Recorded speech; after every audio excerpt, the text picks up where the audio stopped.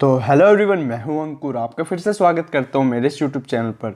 तो आज की इस वीडियो में हम बात करेंगे टर्म टू के बारे में कि क्या स्ट्रैटेजी रखनी चाहिए कि हमारा टर्म टू का एग्ज़ाम कैसा भी आए, हार्ड आए या फिर इजी आए, हम इजीली 96% प्लस स्कोर कर पाए। एक शेड्यूल या फिर कहे तो स्ट्रैटेजी का होना बेहद ज़्यादा ज़रूरी है। तो आज मैं अनाउंस करता हूँ, हाँ जी, टर्म टू का पूरा सिलेबस, साइंस एंड मैथ्स का सिलेबस मैं कंप्लीट कराऊंगा और वो भी इन डिटेल। बहुत सारे एमसीक्यूज भी कराऊंगा कि एग्जामिनर कहीं से भी कुछ भी पूछ ले, मतलब कहीं से कुछ भी पूछ ले, मेरे से पढ़े हुए बच्चे उन सवाल का आंसर कर पाए। और जैसा कि मैं इससे पहले की वीडियो में बोल चुका हूं कि देखो, इधर उधर तुम्हें न्यूज़ वगैरह यूट्यूब पे बहुत कुछ सुनने को मिल सकता है कि एग्ज़ाम हो गया या फिर नहीं होगा।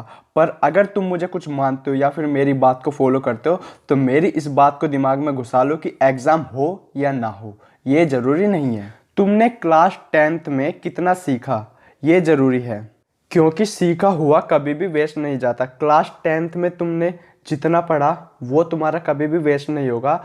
वैसे हो सकता है, अगर मान लो, चलो एक बार को मैं मान लेता हूँ क्लास 10th के एग्ज़ाम कैंसिल हो जाते हैं, बट वो जो तुमने उसमें सीखा वो तुम्हारे क्लास 10th के दौरान तो यूज़ नहीं हो पाया एग्ज़ाम में, बट तुम्हें उससे कहाँ पर फ़ायदा मिला है? क्लास 11th, क्लास 12th और यहाँ तक कि कंपटीशन की जब तुम तैयारी करोगे, मान लो नीट जेई जैसे एग्ज़ाम तुम दोगे, तो वहाँ पर तो क्लास 10th का बेस आता ही है। क्लास 11th में यूज़ होगा, क्लास 12th में यूज़ होगा, वहाँ पर तो यूज़ होगा ना। तो यानी कि हमारा मकसद होना चाहिए एग्ज़ाम के लिए तैयारी करना नहीं, हमारा मकसद होना चाहिए सीखना, कॉन्सेप्ट को एकदम सीख लेना, ताकि हम 2 साल बाद 3 साल बाद भी हमें कभी भी उस कॉन्सेप्ट का यूज़ हो तो हम कर पाएँ।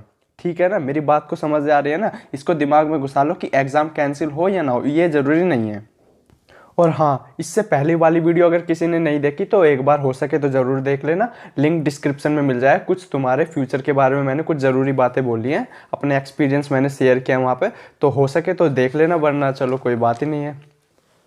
तो अब मेरे पढ़ाने का तरीका होगा क्या, कैसे होगा? तो मैंने इस सीरीज़ का नाम दिया है किंग सीरीज़, मतलब राजा वही बनेगा जो पढ़ेगा। अगर किसी को पढ़ाई के बेसिस पर कुछ करना है तो राजा वही बनेगा जो पढ़ेगा। हाँ जी, जो पढ़ेगा। और हमारी इस सीरीज़ का मकसद क्लास 10th में 96% लाना तो है ही, पर मेरा मकसद उससे भी कहीं ज़्यादा बड़ा है। मेरा मकसद होगा तुम्हें कॉन्सेप्ट को सिखाना, और इस तरीके से सिखाना तुम्हें कि कभी भी क्लास 11th, क्लास 12th में तो तुम्हारा ऑब्वियसली यूज़ हो गई, अगर किसी ने साइंस ली या मैथ्स। मैथ्स तो देखो कॉमर्स में भी यूज़ होगा और साइंस में भी यूज़ होगा, कि अगर तुमसे 1 साल बाद 2 साल बाद तुम्हें फिर से तो यूज़ हो गई ऑब्वियसली, तुम्हें क्लास 11th और क्लास 12th में बिल्कुल भी दिक्कत का सामना ना करना पड़े। मेरा मकसद ये होगा कि तुम्हारे फ्यूचर को बनाना। क्लास 11th और क्लास 12th में तुम्हारे कॉन्सेप्ट यूज़ होंगे ये, तो तुम्हें क्लास 11th क्लास 12th में बिल्कुल भी दिक्कत का सामना ना करना पड़े, तुम वहाँ पर भी इजीली 100% स्कोर कर पाओ। और देखो ऑब्वियसली ये सब चीज़ जब तुम क्लास 11th में सीखोगे, क्लास 12th में सीखोगे, वो कंपटीशन में तो आएगा ही। यानी कि ओवरऑल, यानी कि एक तरह का बेस है ये क्लास 9th और क्लास 10th। यानी कि अगर तुमने अपने घर की नींव ही कमज़ोर रख दी तो पूरा घर तो गिरेगा ही। तो अब मेरा मकसद है नींव को स्ट्रॉन्ग करना, यानी कि बेस को एकदम स्ट्रॉन्ग लेके चलना।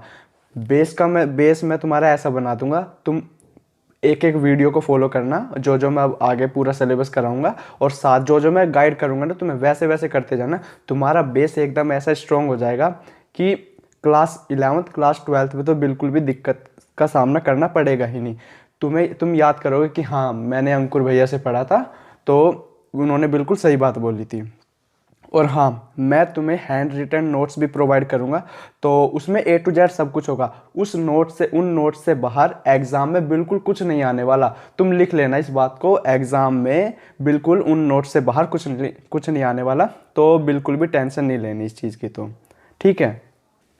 और मेरी एक रिक्वेस्ट है, अगर तुम पूरी कर सको, तो अगर तुम चाहते हो तुम्हारा दोस्त भी इस सीरीज़ को ज्वाइन करे तो बिल्कुल कर सकते हो, उनको भी रेफ़र। और ये बिल्कुल फ्री ऑफ कॉस्ट होगी, इसका कोई चार्ज नहीं है।